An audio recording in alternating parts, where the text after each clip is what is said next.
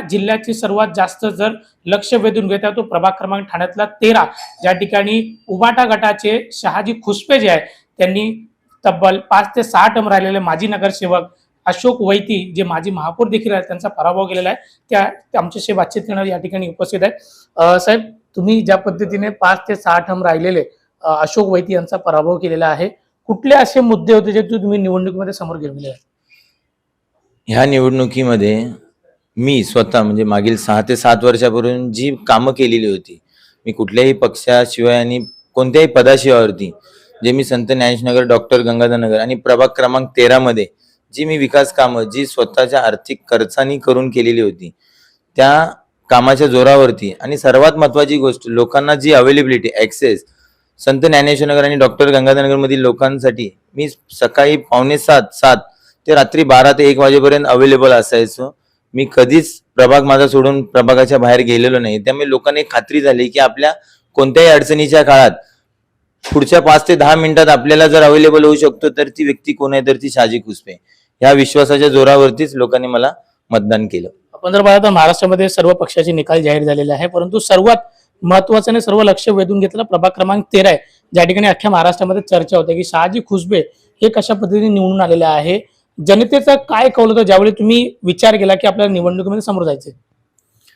जनतेचं प्रेम खूप होतं. म्हणजे लोकांचं हेच म्हणणं होतं की तुमच्यासारखा तरुण तडफदार उमेदवार आम्हाला हवाय. त्यामुळे आपण मागील 6 वर्ष जे काम केलेलं होतं त्या कामाच्या जोरावरती आपण निवडणुकीला सामोरे गेले. विशेष करून माझी जी 150 ते 200 लोकांची जी माझे कार्यकर्त्यांची फळी आहे, म्हणजे अक्षरशः 20 दिवस झपाटून दिवस रात्र म्हणजे अक्षरशः 2-2, 3-3 तासच आम्ही झोपायचो. नाहीतर 18-18, 20-20 तास आम्ही प्रचंड काम केलं. प्रत्येक घटकापर्यंत आणि प्रत्येक व्यक्तीपर्यंत, प्रभागातील प्रत्येक व्यक्तीपर्यंत पोहोचून आम्ही आमची भूमिका स्पष्ट केली. त्यामुळे आम्हावर लोकांनी हा विश्वास दाखवला आणि प्रचंड मताने आम्हाला निवडून दिलं. आता तुम्ही सभागृहात देखील तुम्ही जाणार आहात. नेमकं जर कुठला एखादा बिल जर असा आला की जे ठाणेकरांच्या विरोधामध्ये असेल, ठाणेकरांच्या अन्यायासाठी असेल, त्यासाठी तुम्ही कशा पद्धतीने आवाज उचलणार? ठाणेकरांच्या विरोधातली कुठलीही गोष्ट असेल तर त्याच्या विरोधात प्रचंड ताकदीने विरोधात उभा राहणार, ही स्पष्ट भूमिका आहे.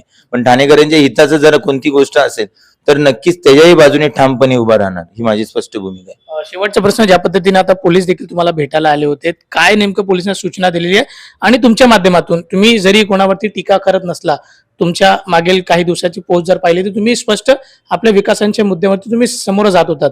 पक्षाच्या माध्यमातून कसा पक्षाला तुम्ही अभिनंदन करणार, शुभेच्छा देणार पक्षाला ज्या पक्षाने तुमच्यावरती विश्वास दाखवला? तुम्ही माझा मागील 15-20 दिवसाचा जर प्रचार पाहिला तर आपण कोणावरतीच टीका टिप्पणी केली नाही, कोणी काय केलं नाही, काही नाही. आपण काय केलं, आपण काय करणार आहोत आणि विकासाच्या दृष्टीनेच आपण लोकांपर्यंत पोहोचलो. त्यामुळे येणाऱ्या दिवसात नक्कीच लोकांची जो विश्वास दाखवलेला आहे ना, तो पूर्णपणे सार्थपणे पार पाडण्यात येईल. धन्यवाद सर आमच्याशी बातचीत. त्यामुळे हे शहाजी खुसपे होते. सर्वात महाराष्ट्रामध्ये कुठल्या सीटची जर चर्चा होत असेल ती प्रभाग क्रमांक 13 मध्ये, ज्या ठिकाणी माजी महापौर राहिलेले 5 ते 6 टर्म जे निवडून आले होते, अशा अशोक वैती यांचा पराभव करणारे ठाकरेचे सैनिक शहाजी खुसपे या ठिकाणी ठाण्याच्या विरोधामध्ये जर एकही बिल आला तर त्याला ताकदीने विरोध करणारा हा एकमेव सैनिक असेल, असंही त्यांनी या ठिकाणी ग्वाही देताना आपल्याला दिसून येत आहे. व्हिडिओ जर्नलिस्ट अनिक शेख सोबत रिजवान शेख, एनडीटीव्ही मराठी, ठाणे.